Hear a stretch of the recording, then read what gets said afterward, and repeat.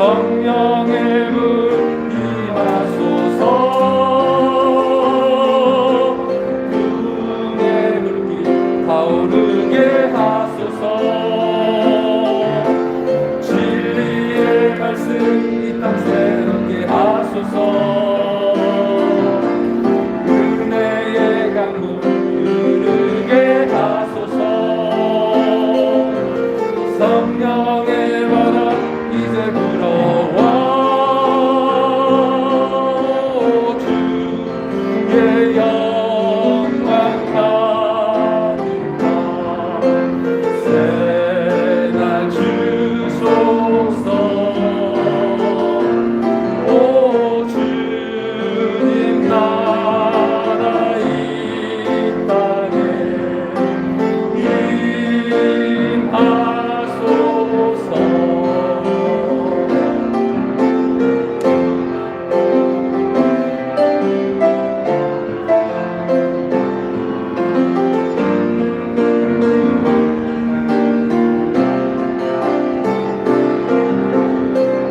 불의 불길 타오르게 하소서.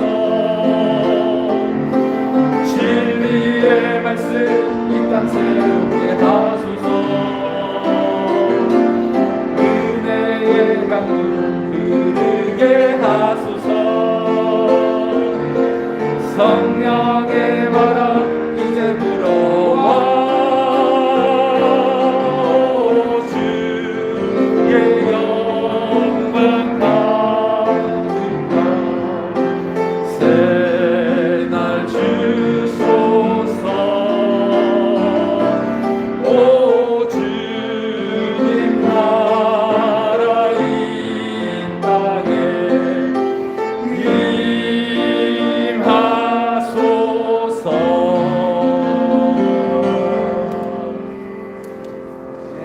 아멘. 12년 전 2009년 6월 11일 서울 여의도 63빌딩에서 국제회의장에서요, 고 김대중 대통령께서 그 생애 마지막 연설을 하게 됩니다. 그리고 2달 뒤에 별세 서거를 했어요.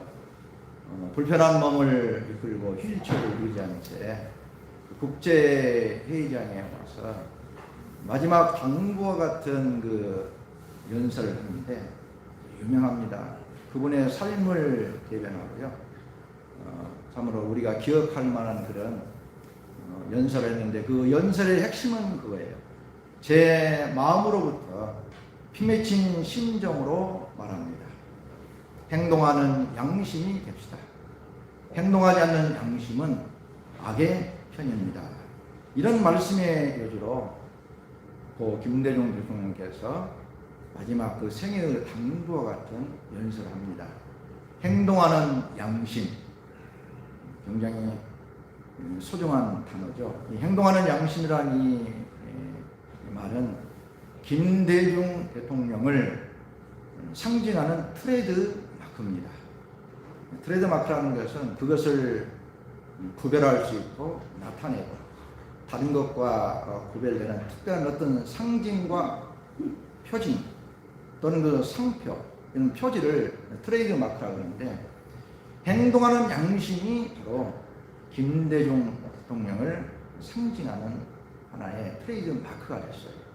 그래서 10주년을 맞이하는 2019년에 다큐 영화를 만들었는데 김대중 대통령의 일생을 조명하는 그 영화의 제목도 행동하는 양심이에요. 이 행동하는 양심을 우리가 신앙적으로 표현하면 입으로 시인하는 믿음입니다. 로마서 10장 10절의 말씀에 사람이 마음으로 믿어 의에 이르고 입으로 시인하여 구원에 이르느니라 그렇게 말씀했어요. 우리가 예수를 믿고요, 예수님을 내 안에 구주로 영접하면 마음으로 일단 믿습니다. 그 마음으로 믿는 예수님을 입으로 시인하는 믿음이 소중해요. 아무리 내 믿음이 훌륭하고 위대하고 내 마음속에 참 귀한 믿음을 간직하고 있다 그래도 그 믿음이 입술로 시인될 때에 그 믿음이 온전해져요. 그 믿음이 완성되어져요. 그래서 입으로 시인한 그 믿음이 참 믿음이고 살아있는 믿음입니다. 성경에 보면은 입으로 시인하는 믿음을 고백한 사람들이 여러 나오는데 구약의 노아도 그렇죠. 말씀이 희귀하고 세상이 폐역하여 하나님을 거스르는 그 시대에 노아만큼 유일하게 그 말씀을 준행함으로 방주 제작을 직접 하잖아요. 이 방주 제작을 통해서 그의 믿음을 입으로 시인하는 겁니다. 나타내 보이는 거예요. 아브라함도 마찬가지죠. 믿음의 조상이라고 일컫는 아브라함도 모리아산에서 그 독자 이삭을 하나님께 드리는 그 번제의 제사를 드림으로써 아브라함도 그 믿음을 입으로 시인하는 거죠. 나타내는 거예요. 그래서 여러분 다윗도 그렇지 않습니까? 다윗이 예수님의 조상으로 우리가 등재되어지고 다윗의 집안에 참 그 등불이 꺼지지 않는 이유를 보면은 다윗도 그가 믿음을 입으로 시인해요. 어떻게 해요? 골리앗과의 싸움. 이스라엘 지역에 블레셋이 침범해가지고 참 하나님을 모욕하고 하나님의 백성을 그렇게 모독하는 그런 블레셋 장수 골리앗을 향하여 다윗이 어떻게 입으로 믿음을 시인합니까? 그가 물맷돌 5개를 가지고 나아가죠. 너는 창과 칼로 내게 오거니와 나는 만군의 여호와 이름으로 내게 가노라. 그러면서 그때 다윗이 골리앗 장수 앞에서 드러내고 나타내는 것은 입으로 시인하는 믿음이에요. 그래서 야고보에서 이렇게 말씀하죠. 너희 몸에 영혼이 없으면 죽은 것 같이. 맞죠? 우리가 몸이 있잖아요. 육신이 있는데 그 몸의 육신에서 영혼이 없으면 그 육신 아무것도 아니잖아요. 그렇게 얘기했어요. 너희 몸에 영혼이 없으면 죽은 것 같이 너희 믿음이 행함이 없으면 죽은 것이다. 그렇게 말씀을 하고 있어요. 오늘 특별히 마가복음 14장의 말씀 보게 되면 예수님께서 그 베단에 있는 한 집에 초청을 받아서 가시게 됐는데 그 집에서 예수님을 위한 식사의 자리, 잔치가 열리게 되고 그곳에 한 여인이 마리아죠. 그 여인이 나드 한 옥합을 깨뜨려 주님께 부어드리면 특별한 그런 믿음의 행함이 보여요. 특별히 나드 한 옥합을 깨뜨립니다. 그 나드 한 옥합을 깨뜨리는 행동, 또 그 가정이 되어지는 모든 일련의 그 기록을 통해서 입으로 시인하는 믿음에 대해서 오늘 우리에게 말씀을 주시고 있어요. 옥합에 담긴 나드 한 옥, 향유. 아무리 그 향기가 진동하고 그것이 아무리 가치가 있고 그렇게 좋은 향유라 할지라도 옥합에 담겨 있으면 아무런 가치가 없는 거예요. 그 옥합이 깨트려져 가지고 그 옥합 속에서 나올 때에 그 향기가 진동하고 발상이 되어지고 그 가치가 이제 입증이 되어지는 겁니다. 마찬가지입니다. 우리의 믿음이 마음으로 믿어 의에 이른 것을 포함하면 안 되죠. 입술로 시인하여 구원에 이르는 믿음을 가져야 되는데 입술로 시인하는 믿음이 필요한 거죠. 이 믿음이 살아있는 믿음이고, 이 믿음이 구원을 얻는 믿음이고, 이 믿음이 참 믿음이에요. 그래서 오늘 누가복음, 이 마가복음 14장의 말씀은 공감복음서에 다 기록된 그런 그 말씀인데, 예수님이 십자가에 달리시기 직전에 예루살렘에 한 주간 거하시다가 베다니에 가셨을 때, 그 집에서 예수님을 위한 잔치가 열렸을 때, 여기 보면은 특별히 입술로 시인하는 믿음을 우리에게 알려주는 세 가지 중요한 핵심 단어가 있어요. 그 첫째는 식사입니다. 식사. 식사는 잔치의 식사를 말하는 거죠. 두 번째는 나드 한 옥합입니다. 세 번째는 좋은 일이라는 예수님의 칭찬입니다. 이 세 가지 단어를 여러분 주목하세요. 식사, 그 다음에 나드 한 옥합, 좋은 일을 했다는 예수님의 칭찬. 이것이 입술로 시인하는 믿음의 근거가 되는 말씀인데요. 이런 것이에요. 입으로 시인하는 믿음을 가진 사람들이 그 믿음을 나타날 때 어떤 방식으로 믿음을 나타내느냐, 그걸 오늘 말씀에서 우리가 찾는 거예요. 우리가 입술로 믿음을 시인하는 첫 번째는요, 식사입니다. 식사. 이 식사는 보통 식사가 아닌데 잔치의 식사를 통해서 말씀하신 것인데요. 은혜를 잊지 않는 감사. 은혜를 잊지 않는 감사의 표현이 입으로 시인하는 믿음입니다.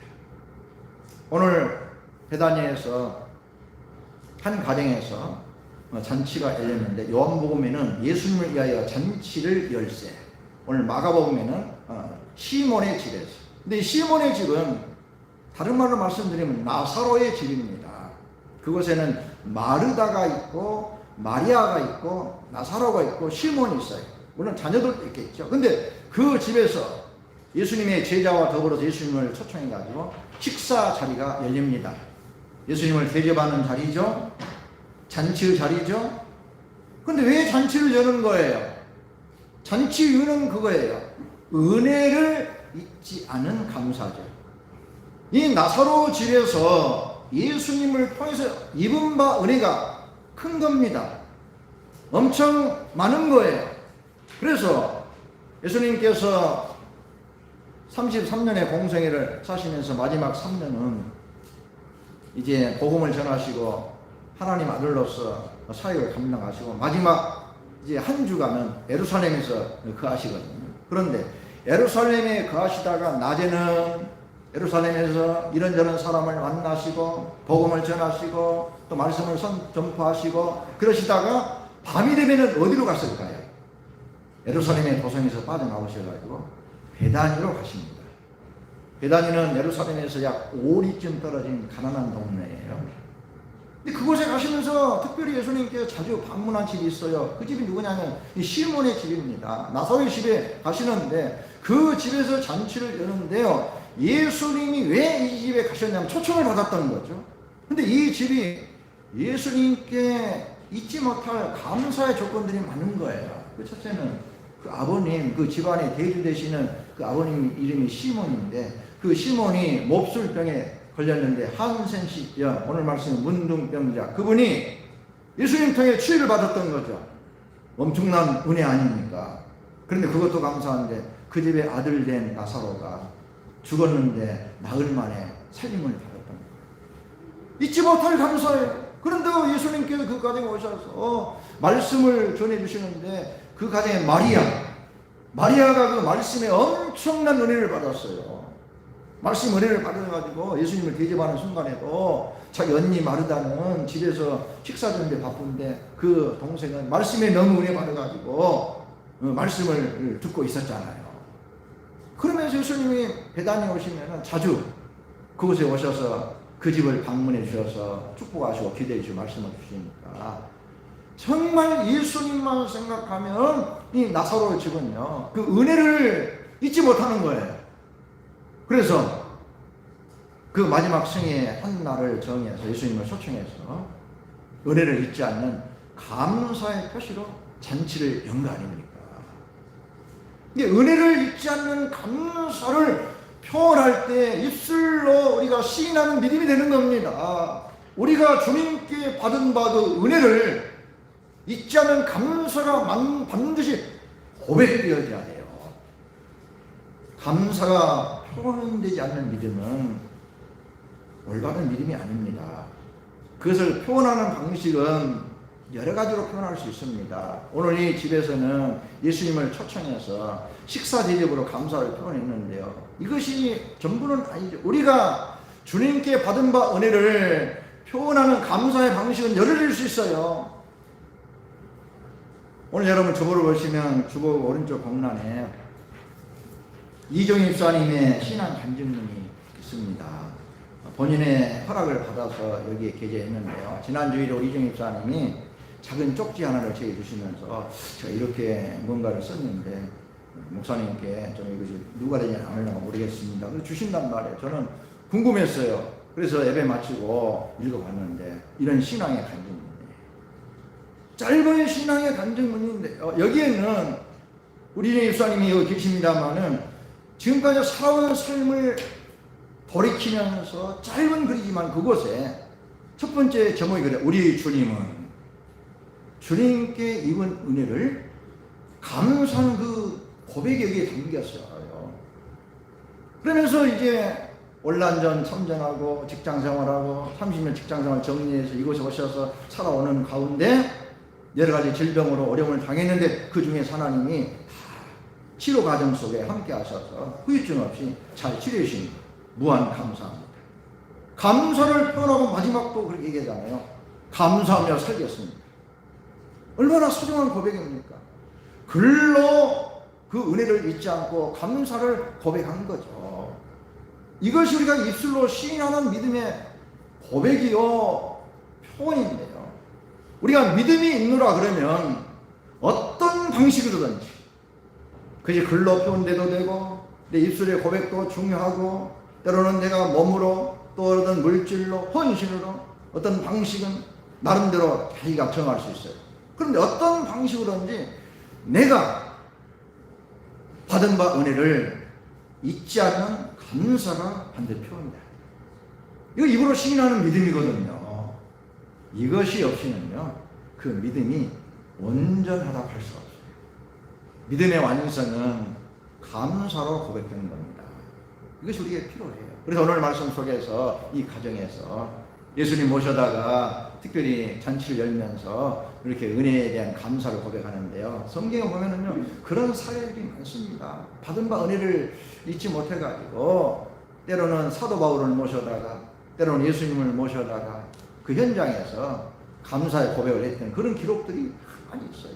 그래서 우리가 입술로 고백하는 입으로 고백하는 첫 번째 그 살아있는 믿음은 은혜를 잊지 않는 감사가 필요한 거죠.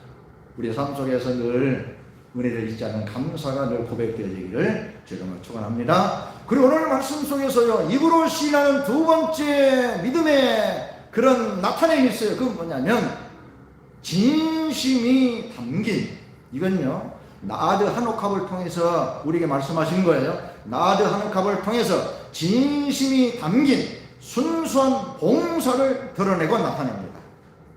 봉사는 서비스죠. 우리가 어떤 모양이든지 주님께 드려지는 모든 것들은 다 봉사예요. 섬김이에요.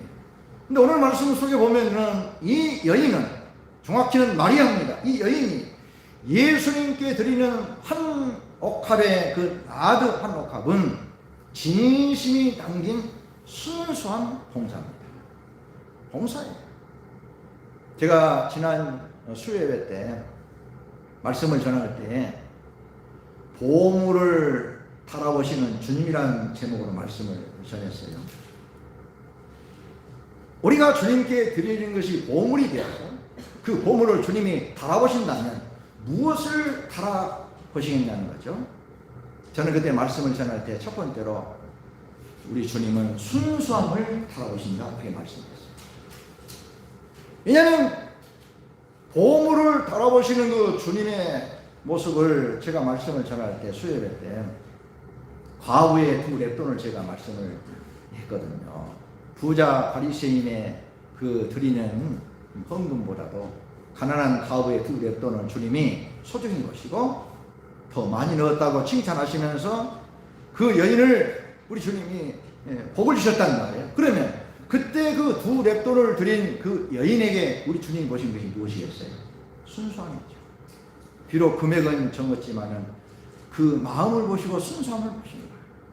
그런데 부자 바리새인들은요, 풍족한 중에서 더 많은 것은 드리는 것 같고 더 크게 드린 것 같지만은 순수함이 없었어요.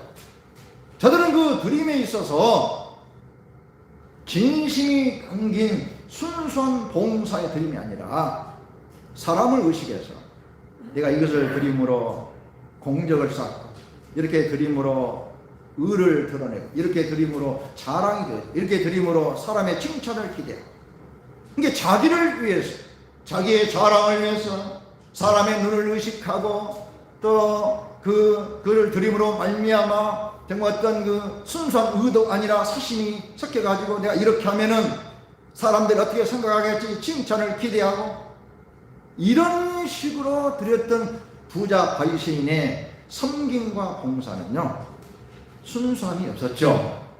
그러니까 주님이 그걸 크다고 얘기하지 않으시는 거예요. 오늘 말씀 속에 나드 한옥합을 열어보시면요 진심이 담긴 순수함이 있습니다. 순수한 봉사가 있어요. 왜 그럴까요? 첫째는 계산하지 않습니다. 이 여인이 그 나드 한옥합의 가치를 모르겠습니까? 그런데 가룟 유다는 그걸 계산합니다. 300데나리온 이상으로 비싼 거 팔아 가난한 사람 줬으면 좋겠다. 계산한 건데 이 여인은 계산하지 않아요. 우리가 순수한 진심이 담긴 순수한 봉사를 하는 사람은요 절대 계산하지 않습니다. 그걸 계산하면서 하는 사람이 있습니까? 이렇게 하면 이거 엄청난 것인데 아깝다, 너무 이거 내가 너무 무리한 거 아니냐, 계산하지 않아요. 그리고요 진심이 담긴 순수한 봉사를 하게 되면 두 번째는 왜 그것이 순수하냐면 허비라고 얘기하지 않습니다. 여러분 보세요. 오늘 말씀 속에 가룟 유다와 제자들은 책망하고 분개합니다. 왜냐? 나드 한옥합을 깨뜨렸습니다. 그 값비싼 그 향유가 쏟아져 나옵니다. 쏟아 나와서 이제 하면은 그걸로 끝나는 거예요. 다시 주저담을 수 없어요. 허비되는 거죠. 이 여인이 왜 그걸 허비라고 생각하지 않을 거예요? 허비 다 압니다. 그런데 그 여인은 그것을 허비라고 여기지 않습니다. 이게 소중하죠. 우리가 주님 앞에서 교회 안에서 하나님 안에 은혜 받고 우리가 어떤 진심이 담긴 봉사를 하는 사람이 그 드려지는 희생과 드려지는 모든 것을 생각할 때 그걸 허비라고 생각합니까? 아니죠. 허비라고 생각하지 않아요. 허비라고 생각하면 못하는 거죠. 그러면 순수함이 없어지는 거예요.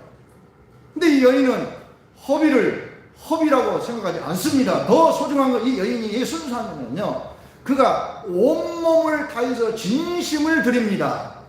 무슨 얘기입니까? 그 여인의 태도를 보십시오. 사복음서를 이 사건의 기사를 비교해보면 이 여인이 예수님이 들어오시면요 향유를 부어드리는데 먼저 머리에다 붓습니다. 그 예수님의 발에다 붓습니다. 그리고 무릎을 딱 꿇습니다. 그리고 자기 머리를 풀어가지고 예수님의 발을 닦아드립니다. 이 여인의 행동은요 진심이 담긴 순수함인데 낮은 자리, 종의 자리에 처하여 이게 가장 비천한 자리에 처하여 자기 머리를 여인이 푸는 것은 수치예요. 자기 머리를 풀어가지고 그것도 유대인의 남자의 그 발을 닦아드리는 거예요. 이것도 당시 유대 전통으로는 수치예요. 그런데 가장 굳은 일, 남들이 하기 싫은 일을 자처하면서 진심이 담긴 봉사를 주님께 드리는 거예요. 주님이 감동하지 않을 수 없는 거죠. 성도 여러분, 이걸 우리가 입으로 시인하는 믿음이라고 할 수 있어요. 진심이 담긴 순수한 봉사를 우리 행할 때 그것이 우리 입으로 시인하는 진정한 믿음이 되는 거예요. 근데 이 여인이 한 녹합을 드릴 때 그런 모습을 우리가 여기서 보게 되는 겁니다. 그래서 이것이 우리가 오늘 말씀 속에서 보는 정말 행동하는 양심이요, 행함 있는 믿음이요, 입으로 시인하는 귀한 믿음인데, 이런 순수한 봉사를 하나님이 기뻐하시고 그것을 상이 없다고 말하지 않으셔요. 다 기억하시고 그에 대해서 우리 주님은 반드시 그에 합당한 은혜를 허락하십니다. 그리고 마지막으로 오늘 말씀 속에서 제가 기억하기 좋게 또 새로 찾은 단어가 있는데, 찬사라는 단어인데요, 이것은 예수님의 칭찬을 통해서 보여주신 것인데, 세 번째 입으로 시인하는 믿음인데요, 수고를 인정하고 기억해주는 찬사입니다. 예수님은 칭찬을 통해서 그걸 표현하거든요. 이 여인이 예수님께 드렸던 이 나도 한옥합은 이미 여인이 예수님의 십자가의 죽음과 부활을 앞두고 그 장르를 위하여 그렇게 행했던 것이에요. 그럼 보세요. 예수님이 여인을 향하여 그 수고를 인정하고 그 수고를 기억하면서 찬사로 칭찬을 하는데, 먼저 제자들을 가로막습니다. 가만두어라. 좋은 일 했다.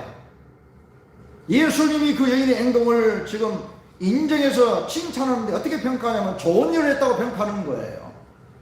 하나님 보시기에 좋은 일, 우리 주님이 보시기에 선한 일은 좋은 거예요. 우리 주님이 좋게 여기시면 그건 좋은 일이잖아요. 예수님이 좋은 일을 했다고 지금 칭찬하시면서 평가하시는데요, 찬사라는 그 단어가 그거죠.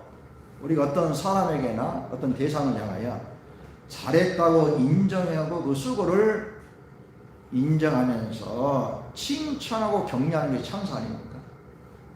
이것을 사람에게도 적용할 수 있고 하나님께 적용할 수 있어요. 지금 먼저 우리가 예수님의 말씀을 우리가 기억한다면, 예수님이 이 여인의 행동을 칭찬하는데요, 어떻게 칭찬합니까? 먼저 좋은 일 했다고 칭찬해요. 두 번째는 그 수고를 인정했는데 힘을 다하여 했다. 힘을 다해서 했다는 걸 인정해줘요. 힘을 다해서 너 수고했어. 그리고 또 어떻게 했냐면, 그건 네가 한 것이 네 자신을 위해서 한 것이 아니라 나를 위해서 했다. 나의 죽음을 위해서 했다. 나의 장을 위해서 했다. 이것이 왜 소중하냐면요, 예수님이 제자들도 깨닫지 못하고 알지 못했던 그 말씀의 진리를 이 여인은 깨달은 거예요. 예수님이 제자들에게 십자가에 대해서 말 안 했습니까? 부활에 대해서 말 안 했으면 다 얘기했어요. 제자들은 건성으로 듣고 그냥 지나갔어요. 근데 여인은 듣고 새긴 거예요. 마리아는. 그 예수님의 죽음을 앞두고 예수님의 장을 위해서 나도 한옥합을 드렸단 말이에요. 그런데 그걸 예수님이 받으시고 나를 위해서 했다, 나의 죽음을 위해서 했다, 나의 장을 위해서 했다고 하시면서 예수님께서 그렇게 평가하실 때 그 여인이 하는 일을 높이 높여주고 그 여인이 잘했다고 칭찬하잖아요. 그리고 거기에 상까지 하나 더 보너스 줍니다. 복음이 전하는 곳마다 이 여인의 일을 행하여, 기억하여, 말하여, 기억하리라. 우리가 입으로 시인하는 믿음의 세 번째는 수고를 인정하고 기억하는 찬사를 우리가 늘 고백해야 된다는 건데요, 이걸 사람이 고백하는, 우리가 믿음의 사람끼리 서로 수고를 인정하고 그것을 우리가 칭찬하는 거죠. 어떤 일을 했을 때 참 잘했어요, 고맙습니다, 집사님이 계셔서 이렇게 하셨네요, 권사님이 일을 해주셨구만요, 감사해요, 그래요, 우리 교회는 권사님 계셔서 일이 됩니다, 그래요, 이것은 집사님이 계셔야 되는 겁니다. 그러면서 우리가 사람에게 적용하는 우리가 우리 안에서 그렇게 하는 겁니다. 이것이 우리가 그 입술을 고백해야 돼요. 그걸 고백해야 돼요. 교회 공동체는 그것이 필요해요. 교회에 세워져 가는 거죠. 남을 나보다 낫게 여겨서 좋은 말로 다른 사람을 세워서 찬사의 말을 아끼지 말아야 되는데, 그 수고를 인정하고 기억해서 격려하고 칭찬해야 돼요. 아무리 적은 일이라도 수고했어요, 감사해요, 그래요, 장로님이 계셔서 이 일이 됐네요, 그래요, 우리 교회는 권사님이 그 일을 할 수 있습니다. 그렇네요. 집사님이 그 일 해주시니 얼마나 좋습니까? 이렇게 우리가 인정해주고 그걸 알아주고요. 이것이 입술로 시인하는 찬사의 말은 이걸 하나님께 조용하면 하나님께 영광을 돌리는 일이죠. 하나님이 하셨습니다. 하나님의 은혜입니다. 예수님이 하셨어요. 주님께 영광 돌리는 우리 주님이 하신 일에 대해서 인정하고 주님의 수고를 우리가 기억해서 영광 돌리고 찬양 올리고 우리 주님께 그 이름을 높여드리는 것. 이것이 입술로 시인하는 세 번째 믿음이에요. 그 수고와 그 공을 인정하고 기억하고 그것을 알아주고 칭찬하고 높여주는 거예요. 이게 필요해요. 마무리하십시다. 우리 이정 집사님이 다행히 허락하셔서 제가 신앙 간증문을 여기에 수록을 했는데 이 간증문에서도 결론이 그겁니다. 지금까지 살아온 모든 인생을 우리 집사님이 한마디로 딱 정리한 것이 주님의 은혜입니다 고백하는 거예요. 주님이 하셨습니다 고백하는 거예요. 저는 이정 집사님 만날 때마다 늘 감사하는 것이 항상 긍정적으로 말하시고요. 하나님께 대한 은혜의 감사의 고백을 항상 하셔요. 지금까지 그렇게 살아오신 것 같아요. 본인 여기 계신 앞에서 제가 말씀드린 거 좀 죄송합니다만 신앙 고백이 있으니까 말씀드리는 거예요. 주님이 하셨습니다. 하나님의 은혜입니다. 하나님께 영광 돌립니다. 하나님께 그 이름을 송축합니다. 그런 고백이에요. 1월의 마지막 주일 오늘 우리가 하나님 앞에 오늘 마가복음의 귀한 말씀을 함께 나누고 있습니다. 사람이 마음으로 믿어 의에 이를 수 있어요. 그러나 그 믿음이 그 마음에만 담겨 있으면 안 돼요. 옥합 안에 나대향이 아무리 값싼가루로 담겨 있어도 그 옥합이 깨트려져야 향기가 발산하고 향기를 진동하고 그 가치가 입증되는 것처럼 우리의 믿음이 입으로 시인될 때에 그 믿음이 완성이 되어지고 살아있는 믿음이 되어지고 구원받는 믿음이 되어지고 참 믿음으로 완성됩니다. 그래서 주님은 마태복음 산상보훈에서 마지막 결론으로 이렇게 말씀하십니다. 마태복음 5장에서 팔복을 말씀하시고 쭉 말씀하시다가 7장 가서 이제 산상보훈이 마무리되거든요. 그리고 반석 위에 세운 집을 말씀하시고 그 앞에 마지막 결론을 예수님 말씀하셔요. 어떤 말씀입니까? 사람들이 너희가 나더러 주여 주여 하는 자마다 다 천국에 들어갈 것이 아닙니다. 다만 하늘에 계신 내 아버지 뜻대로 행하는 자라야 천국에 들어가리라. 이렇게 말씀을 하고 있습니다. 성도 여러분, 입술로 시인하는 믿음을 회복하십시오. 입술로 시인하는 믿음을 채우십시오. 입으로 시인하는 믿음의 방식은 이런 것들입니다. 오늘 기억하기 좋게 제가 딱 정리했어요. 첫째는 감사합니다. 두 번째는 봉사입니다. 세 번째는 찬사입니다. 감사는 은혜를 잊지 않는 감사의 표현을 내가 할 수 있는 방식을 통해서 고백해야 합니다. 그 다음에는 봉사입니다. 봉사가 소중하고 그 봉사가 상으로 바꿔질 겁니다. 그런데 중요한 것은 주님이 바라보시는 봉사가 무엇이냐는 거죠. 진심이 담긴 순수한 봉사가 필요합니다. 계산하지 않고 허비를 여기지 않고 정말 굳고 비천하고 천한 일을 할지라도 내 자신을 낮추어서 할 수 있는 그 봉사, 진심 담긴 순수한 봉사. 그리고 마지막은 찬사.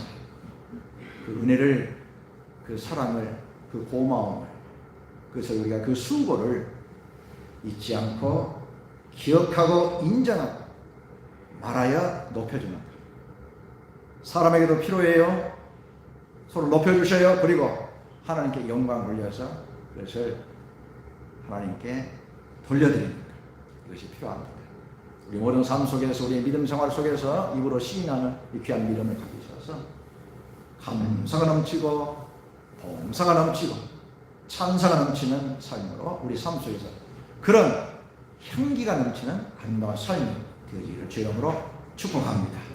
아무리 향기 나는 나드 향이라 할지라도 옥합 속에 있으면 향기 없습니다. 가치 없습니다. 거기서 나와야 향기가 진동합니다. 아무리 훌륭한 믿음도 마음속만 있으면 안 돼요. 반드시 입술로 시인해야 됩니다. 무엇입니까? 감사합니다. 봉사합니다. 찬사합니다. 기억하시고 승리하시기를 주의 이름으로 축원합니다. 기도하십시오.